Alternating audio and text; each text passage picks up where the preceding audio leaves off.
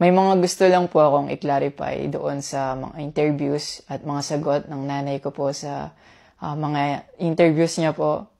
Unang-una po yung 70K na incentives po na sinasabi niya from World Championships 2021 po. Unang-una po 2022 po yun. At hindi lang po 70K yung na-receive ko po doon. Alam ko 6 digits po yun. Dahil dalawa po yung nakuha kong medalya. After nun, mga bandang December, umuwi ako sa Pilipinas. Nakikita kami ng mama ko. At hindi niya sa akin sinasabi na na-receive niya na pala yung incentives ko from World Championships. Hindi ko pa po malalaman na na-receive niya na po yung incentives ko kung hindi ko pa po hinanap. Never ko na po na-receive yung incentives ko po na yon. At never ko na rin naman po na hiningi yun sa kanila. Binigay ko na at wala na po yun sa akin. Ang sa akin lang naman, gusto ko malaman kung saan napunta yung incentives ko po na yun. Yung principle po kasi dito wala po sa liit o laki ng amount po na incentives po na ginalaw niya. Kundi po sa pagtago at paggalaw niya nang wala ko pong consent, yung pinapoint ko po sa kanya. At yung about sa red flag daw po si Chloe na sinabi ng mama ko, hinusgahan niya po agad si Chloe sa pananamit at sa pag-akto po niya. Magkaiba po ng kinalakihan. Unang-una, lumaki si Chloe sa Australia at ayun yung nakagisnay niyang culture. At ibang-iba po talaga sa Pilipinas kung paano tayo gumalaw, magsalita o manamit po. At yung about po sa yung mauubos po yung anak ko, nasabi po ng mama ko. Unang-una po si Chloe po may sarili po siyang income. Lahat po ng nakikita niyong gamit o yung pag-travel niya kung saan-saan po. Galing po yun sa pinagpaguran niya po. At bakit naman po ako mauubos? Gaya nga po ng sinabi ko, si Chloe po may sarili po siyang income. And lahat po ng bank account ko po nasa mama ko po. At may mga instances po talaga na si Chloe po yung sumasagot sa akin that time po. Bukod sa incentives po, nasa kanya din kasi yung bank account ko sa monthly allowances sa pag-gymnastics ko. And nung nakuha ko na yung bank account ko po na yun, doon ko po nalaman na inuubos niya po yung laman nun. And nasa akin po yung mga bank statement ng withdrawal po na ginagawa niya po. Sabi niya po nagsimula daw yung hindi namin pagkakaintindihan dahil kay Chloe daw po. Opo, totoo po yun. Dahil ever since unang-una pa lang, ayaw niya na kay Chloe kahit hindi niya pa po nakikita or nakikilala in person. And mas nagkalabuan po kami nung naglagay po ako ng boundaries sa relationship ko. Kasi pinaglaban ko po si Chloe dahil gusto ko po siya. Yung about sa training camp na kinikwento niya na si Chloe dapat wala na daw doon, sabi ng former coach ko pagdating nung dalawang magte-training camp doon. Usually, kapag magte-training camp kami, palaging naka-hotel. And miscommunicated yon na doon pala sila sa akin na mag-i-stay. Hindi rin totoo na pagpunta nila doon, nung dalawang bata, dapat wala na si Chloe kasi sabay-sabay silang pumunta doon.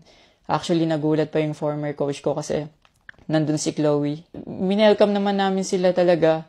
Nag-prepare kami para sa kanila. So, hindi ko alam kung bakit ganun yung mga sinasabi niya. At yung sinasabi niya po na yung dalawang bata po dahil si Chloe yan doon, yung nakabalandra daw yung puwet po. Bilang nakakatandang kapatid po, bilang boyfriend ni Chloe po, at bilang ate at kuya po, kami po aalagaan po namin sila. Hindi namin po gagawin yung mga iniisip niya na gano'n ang dumi niya mag-isip at hindi appropriate yon para sa akin at disrespectful yon actually sa akin and kay Chloe po. Yung sinasabi niya na so dapat wala daw pong outsider or guest po doon sa apartment ko po.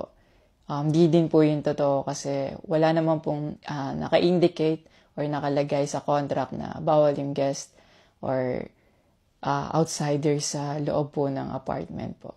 And actually, invited po si Chloe ng former coach ko from Japan nung SEA Games pa lang po sa Vietnam. So, sinabihan kami na invite mo na lang si Chloe sa Japan and doon kayo mag-hangout. Sabi niya pa na feeling niya daw, nilalayo ako ni Chloe sa kanila.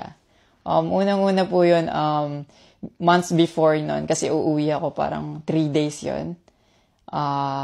Sinabihan ko na sila na mag-i-spend time ako kay Chloe. Nagpunta kami sa Baguio. Sinama ko si Chloe, nag-spend time kami. Nakikipaghalubilo naman po kami, hindi naman ako nilalayo ni Chloe. Actually, pumunta pa kami sa Pangasinan. Like, po kami doon, parang meet and greet. Yeah. Tapos after nun, nagpunta tayo ng Baguio. And then, ikaw pa nga nag-aya na yung sa bike. Yeah, because we didn't know what to do Yeah.